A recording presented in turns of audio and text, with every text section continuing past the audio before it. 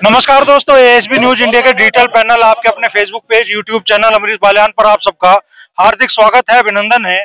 पश्चिम उत्तर प्रदेश की 8 लोकसभा सीटों पर मतदान पूरा हो चुका और अब बारी है दूसरे चरण की, जिसमें बागपत लोकसभा सीट भी शामिल है।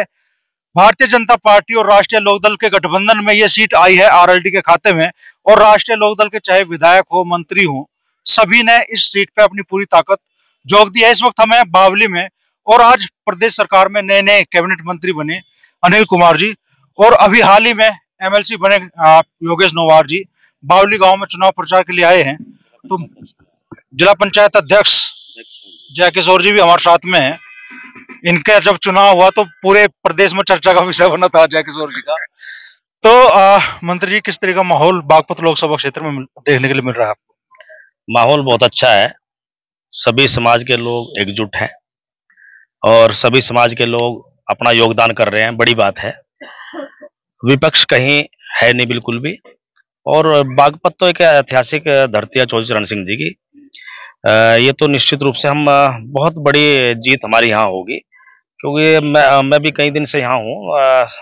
सभी समाज के लोग 36 की 36 बिरादरी जो है सांगवान जी को समर्थन कर रही है। ये बड़ी बात है। जब सभी बिरादरी सभी समाज के लोग समर्थन करते हैं ना, वो प्रत्याशी निश्चित रूप से बड़ी जीत की तरफ चलता है, तो ये बड़ी बात है। तो पश्चिमी उत्तर प्रदेश में खास तौर पर दलित मतदाताओं को इस गठबंधन के साथ जोड़ने की जिम्मेदारी आपके कंधों पे है। कितनी कामयाबी आपको बागपत लोकसभा क्षेत्र में इस चीज में मिली? यहाँ भी है। पहले चरण में भी हम लोगों ने काफी मेहनत की है और पहले चरण में भी हमारे समाज के लोगों ने काफी सहयोग किया है। देखो, हमारा जो अपना समाज, दलित समाज, वो किसी पार्टी जुड़ा हुआ वोट है और किसी पार्टी जुड़े वोट को इतनी आसानी से आप तोड़ नहीं सकते। लेकिन एक बड़ा सम्मान आदरणीय चौधरी जैन जी ने, एनडीए की सरकार ने अनिल कुमार को देने का काम किया है। ये बड़ी बात है, कोई छोटी बात नहीं है। हमारे समाज में इसका अच्छा संदेश है, हमारे समाज में इसका अच्छा उत्साह है और लोग समर्थन भी कर रहे हैं, वोट भी दे रहे हैं। हमने 19 तारीख में जो पहले चरण का वोटिंग हुआ, मुजफ्फरनगर में लोगों ने वोट दिया, बिजनौर में वोट दिया है, कैराना में वोट दिया है।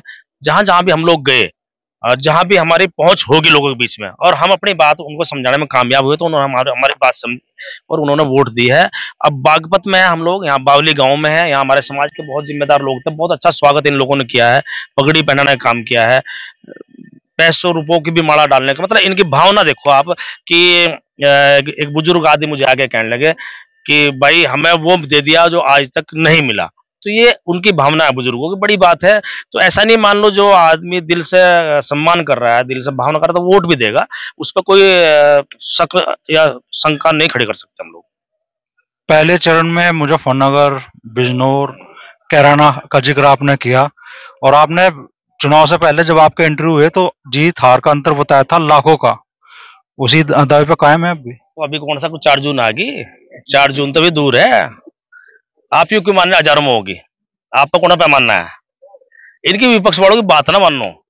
इन्होंने जो जमानत राशि जो जमा कर रखी ना परिचय में, उसको बचाने की लड़ाई है खाली इनकी, और कुछ नहीं है। आप देख लियो, जब रिजल्ट आएगा ये इनको कोई वोट देने का आप देख लेना चाहे। लोग जो है विकास को वोट देना चाहते हैं। ये चुनाव देश का चुनाव है, राष्ट्र का चुनाव है। मोदी जी को तीसरी बार प्रधानमंत्री बनाने का चुनाव है। देश कैसे विकसित बने, आज विकासशील देश की श्रेणी में हमारा देश आता है। तो विकसित देश बने तो सब लोग चाहते हैं। अगर देश विकसित होगा तो सभी समाज के लोगों से भला होगा, सभी समाज के लोगों में संपन्नता आएगी, तो कौन नहीं चाहेगा। तो अखिलेश जी भी आए थे और दावे करके थे कि साहब मुजफ्फरनगर भी, नगीना भी, बिजनौर भी, बागपत भी, जहां आप चुनाव प्रचार कर रहे हैं कि इंडिया का गठबंधन जीत रहा है। बात तो कोई बना लो, वोट तो इन विचारों पे। अब एक विशेष वोट में रह जाएंगे अखिलेश जी, ठीक है। अब विशेष वोट में रह जाएगा। विशेष वोट का भी बड़ा हिस्सा हमें मिल रहा, बड़ा हिस्सा हमें मिल रहा। मुजफ्फरनगर मिला, हमें बिजनौर मिला है और बागपत में भी उस वोट का हमारे मुस्लिम भाई हमें वोट देंगे। ये कुछ ही कर ले तो भी वोट देंगे, विकास को वोट देंगे लोग। अच्छा, अखिलेश जी एक दर्द और जाहिर करके थे कि भाई हमारे भरोसे आपने वोट दी, हमें भी धोखा देगा और आपको भी धोखा देगा, पता नहीं कौन से पैकेज में चले गए। नहीं नहीं, देखो एक बात सुनो, धोखा हमारे खून में है ही नहीं। हम लोग उस समय समाजवादी पार्टी में थे, चुनाव चिन्ह राष्ट्रीय लोकदल का हमें दिया गया। हम राष्ट्रीय लोकदल के चुनाव चिन्ह पे एमएलए का चुनाव लड़े और अनिल खून में धोखा है नहीं, ठीक है। नहीं, मैं तो सिंबल के साथ रहा, मैं कहाँ धोखा कर रहा। अगर हाँ उनका सिंबल होता मैं राष्ट्रीय लोकदल में जाता, फिर तो मैं धोखा करता। मैं तो अपने सिंबल के साथ रहा हूँ। मैंने आदरणीय अखिलेश यादव जी को भी स्पष्ट कह दिया था, मैं कहा साहब आप, हम समाजवादी पार्टी में थे, आपने हमें सिंबल दिलवाया राष्ट्र लोक दल का, अब हम सिंबल के साथ धोखा नहीं कर सकते। आप तो आदरणीय जैन जी से बात कर लो, हमें कोई दिक्कत नहीं है, नहीं तो मैं सिंबल के साथ धोखा नहीं कर सकता। मैंने बहुत स्पष्ट बात कही थी और वो बात उन्हें भी अच्छी लगी थी। अच्छी लगने के बाद ही तो कही उन्होंने मीरापुर में हो। अब वो तो वोट बटोरने के चक्कर में आदमी कह दे, और वही इतना बड़ा नेता हमारा नाम ले रहा था, इसका मतलब हम भी कहीं कहीं ना कोई कुछ ना कुछ जुगाड़ हो गया। क्यों भाई, राम राम। अगर इतना बड़े नेता अगर अनिल कुमार का नाम ले रहे तो कोई कुछ ना कुछ वजूद हमारा बन गया। तो दोबारा से मैं आपसे सवाल पूछ रहा हूँ, मुजफ्फरनगर, कैराना, बिजनौर और चलो बागपत भी, जीत हार का जो अंतर आप बता रहे थे लाखों में, वही रहने जा रहा, जो कि अब चलो परिणाम तो ईवीएम में कैद हो गया। अब बात है अनिल कुमार जी की जुबान की विश्वसनीयता की। लोग मानने पे 3 बार के विधायक है, मंजे हुए नेता है, तो जीत हार का एक्यूरेट अंतर बता देंगे अनिल। बता दो, चुनाव में मैंने 1 लाख वोट लोगों से वोट मांगी। अगर मुझे ये पता लग जाएगा मुझे 1 लाख के 1 लाख दे देंगे तो फिर मैं, और 1 लाख से मेरा काम चल जाएगा, तो फिर मैं 1 लाख 1,000 क्यों मांगूंगा। तो ये है, मान लो हमारे अपने दावे हैं, हमें लगता है कि भाई सभी समाज के लोग वोट दे रहे तो लाखों से जीत होगी हमारी। और जीत तो 1 वोट की हो तो भी जीत है, लाख की जीत हो तो भी जीत है। सर्टिफिकेट हमें मिलेगा, ये गारंटी है। सर्टिफिकेट हमारे हैं सारे, 8 के उनके, और ये दूसरे चरण के भी सर्टिफिकेट हमारे होंगे। विपक्षी उम्मीद, 400 पार का नारा साकार होगा। विपक्षी उम्मीदवार भी उन्होंने कहना है दिक्कत यही है कि वोट तो कहीं जीतेंगे हम ही। अब देखो बेचारे क्या करेंगे फिर, बताओ इसके अलावा क्या कह सके हम। अभी मान लो अगर इस बात को नहीं कहेंगे कि भाई हम जीत रहे हैं, तो उन्हें काउंटिंग एजेंट बनाने में भारी हो जाएंगे। कोई काउंटिंग एजेंट भी नहीं मिलने का उन्हें। बागपत में मुकाबला किससे मान रहे? किसी से कोई मुकाबला नहीं है। ये तो चौधरी चरण सिंह जी धरती है, या तो ऐतिहासिक जीत, इतिहास लिखेगी इतिहास, या कुछ है ही नहीं भाई। एक बात सुनो, जब लोग विपक्ष में थे हम लोग, तो राष्ट्रीय लोकदल ही जो डिफीट करता है सरकार के सामने, और आज राष्ट्रीय लोकदल और भारतीय जनता पार्टी एक प्लेटफॉर्म पे, तो कहाँ चुनाव है, कुछ भी नहीं है। मथुरा से जब विधानसभा चुनाव हुए तो टिकट कटा, योगेश नोवार जी का पहले सिंबल मिला, फिर कटा, और एक लंबे टाइम से टीस महसूस की जा रही थी कि विधायक बनने से वो चूक गए। अब नया गठबंधन बना तो योगेश नोवार जी भी एमएलसी बने। हेमा मालिनी जी बड़ी बात देख रही होंगी आपकी, आप लग रहे हैं यहाँ बागपत प्रचार में। देखिए, हम लगातार प्रचार कर रहे थे मथुरा में, और आपको मैं बताना चाहता हूं कि मथुरा में एक तरफा चुनाव है, वहां चुनाव है ही नहीं। वही बात जो मंत्री जी कह रहे थे, वहां हेमा मालिनी जी लड़ रहे हैं बहुत बड़ी जीत के लिए, और बाकी विरोधी जो लड़ रहे हैं वो अपनी जमानत को बचाने के लिए लड़ रहे हैं।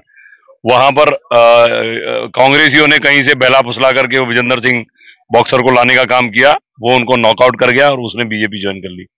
अब मथुरा में जो कांग्रेस का प्रत्याशी है वो ऐसा प्रत्याशी है जिसने पहले कभी जिला पंचायत का चुनाव भी नहीं लड़ा, जिसको कोई जानता भी नहीं है। तो वहां विपक्ष खत्म हो चुका है, पक्ष और विपक्ष एक तरीके से एक है।